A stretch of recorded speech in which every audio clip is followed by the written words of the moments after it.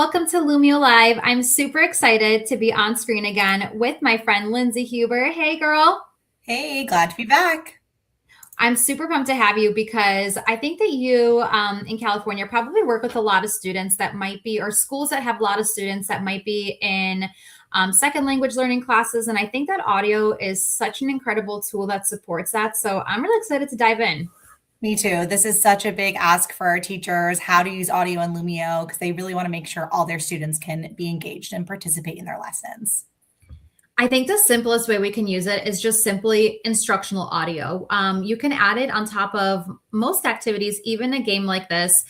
For myself, I think about my kindergarten students and I can say the instructions 100 times. I can make sure they're all making eye contact with me, but they're like, Miss G, what did you say? What are the instructions? Or if I'm assigning independent practice and, I've got like centers running in my classroom, this is a really nice way for them to just be able to click right here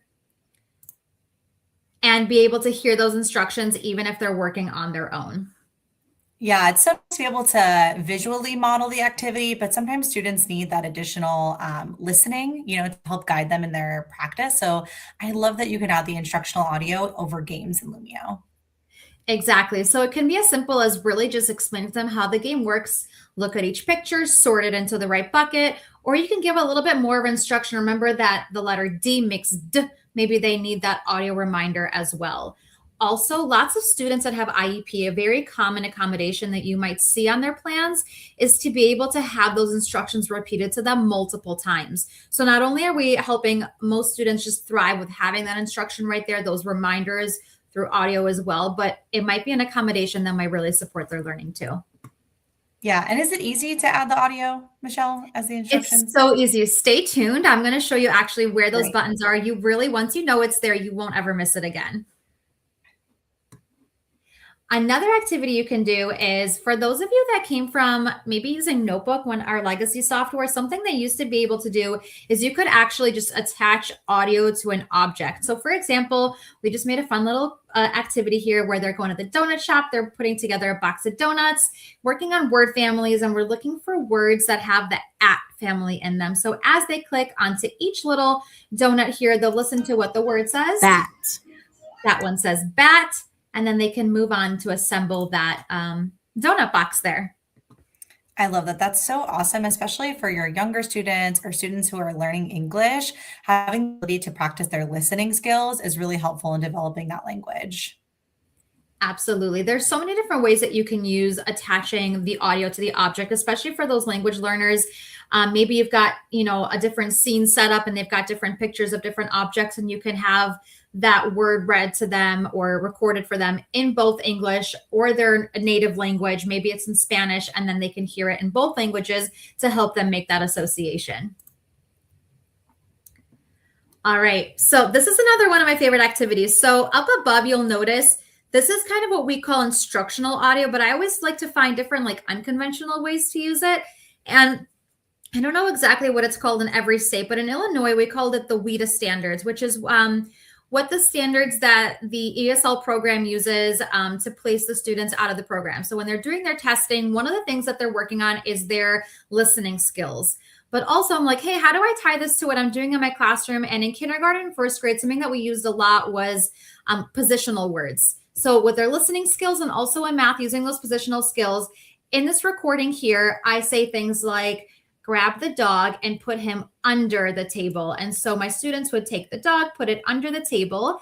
And because it's an individual handout, I'm then able to open each of my students' workplaces to their handouts and see how they did based on that listening activity. And if they understood those positional words like inside of, on top of, to the right of, and things like that. Yeah, and this is so great because that's going to help those students transition those skills, onto the playground or into other aspects of their life, not just within the classroom. So really helping with, those skills across all different areas of their life. Exactly. Those are all words that we need to know. It's great vocabulary building. All right, I'm kind of going with a theme here, but I'm also really liking to think of ways that my students can also then practice speaking a language. And I think traditionally, like I remember myself when I was learning Spanish, which was my third language, actually, I took it as a foreign language class in high school. we did so much written work, and something that I really wish I had the opportunity to do more of was practicing to speak it. So when I think about my students and thinking of giving them multiple means of expression, I could simply say, grab your editing tool, and just write in here, like, what might this student be saying? But I would really love to give my students the opportunity, maybe A, typing just isn't maybe their strong suit, or B, just give them that speaking practice. Students also have the ability to use audio on their side of Lumio. So I can click into this gallery, and students would have this button too. And in their gallery here, they've got their microphone, and they can click record, and then they can go in, record their little piece here. They can pause to listen, make sure that they like it, and add audio, and it adds this little piece right over here for them to practice that way. Yeah, this is so great for students who need, like you said, those multiple modes of expression, and for students who have, on their speaking and are not that far along in their language journey yet in the writing. I love giving them multiple access points to the lesson so they really feel like they can participate, engage, and not feel overwhelmed by the work. Exactly. I think about a lot of the students that might be in a classroom. You can even do this if you're doing a discussion. You can pull up a brainstorming web, and let's just say we're thinking of different ways that you can be kind. And I'm thinking about my students, and maybe raising their hand in front of the whole group isn't going to be something that's comfortable for all of my students. Whether they're just feeling shy, maybe they do have an IEP, maybe they are learning English as a new language, whatever it is, giving them those different opportunities to be able to contribute to a conversation. And I also think that I really like to make sure all the voices are heard. And sometimes I just don't have time to call on all 30 students. I apologize if you hear my cat absolutely screaming at me. She always chooses the wrong time to do it. She knows when I'm on camera. But it's such a good way for students to be able to just hop on, and maybe they can't raise their hand, but just using Lumio, they can record themselves. They can use the writing tool. They can use the typing tool. There's so many different ways for them to engage in the conversation. All right, so Lynn's asked me, how easy is it to use it? So here's what we're going to do. I'm actually going to come out of my editing mode, or just, Michelle, delivery mode. And I'm going to go into, delivery mode and go into editing mode. This is what happens when the cat distracts me. And I'm just going to open a simple page for us. And there's a few different ways for you to add that audio. So instructional audio, remember I showed you a couple of activities, whether it was that game and I wanted to quickly remind them how to play the game, whether it was telling them, hey, look at each picture sorted into the right category, or give them a more instructional reminder, the letter D makes D, or I also had that activity with the positional words.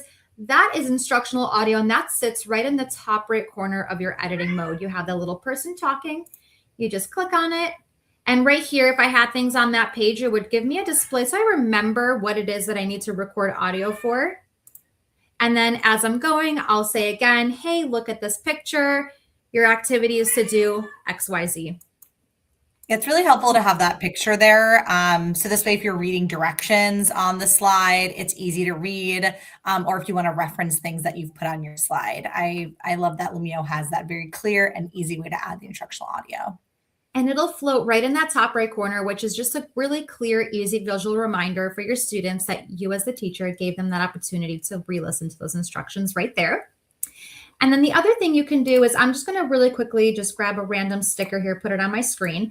The other thing you can do is if you wanted to attach audio to an object. So let's just say maybe there was a little note I wanted to leave here. I can click onto that down arrow. And then what I'll do is attach audio. And you have the opportunity to either upload something from your computer or record. So same process here. I'll click on record, say what I need to say. And then you'll see here that that little audio is right in the bottom left corner, letting my students know that there is a piece of audio that is attached to that object. I love it. Attaching audio is one of those tools that's so low lift, but really high reward in the classroom. Absolutely. There's one more way, and then we're going to send you guys on your way here. This button here, you'll notice both in that editing mode and then in delivery mode for the students. We always call this button here your gallery, the heart, the plus, the image, and the circle. Right in here, you'll see that same menu of options. And right in here, you also have the ability to either upload an audio file or record yourself. So same thing, I'll say what I need to say. And now here, this is going to kind of give me that little free floating audio. Now, just to avoid any user error, I get this question a lot. Michelle, how do you move the audio? I can never figure it out. I always get like an email about it. It's kind of silly, but in the bottom right corner, you'll notice my mouse isn't really touching the audio. It's kind of just in that bottom right corner. If I click it, there we go. Now I can move it around. I can size it. I can group it to something if I wanted to, and I can lock it so then if I needed to, my students now can't move it. It'll just live in that one spot. All right. Well, now you've learned 3 different ways that you on the teacher side can add audio. You've seen that students can also add it in their delivery mode, in their gallery button, whether it's a whole class whiteboard or an individual handout. So there's so many different ways that you can use audio. I happen to think that I think it's one of the best tools in Lumio, whether you're supporting your students, just multiple means of expression, supporting those English language learners, any students that might have an IEP and need those instructions reiterated multiple times. There's so many great uses, and we'd love if you told us in our Facebook group or on Instagram and tag us with @LumioSocial. Let us know how you're using our audio feature in Lumio. Linz, thank you so much for being here with me again today. I had a great time. Thanks, Mish. Thanks, everyone. See you next time.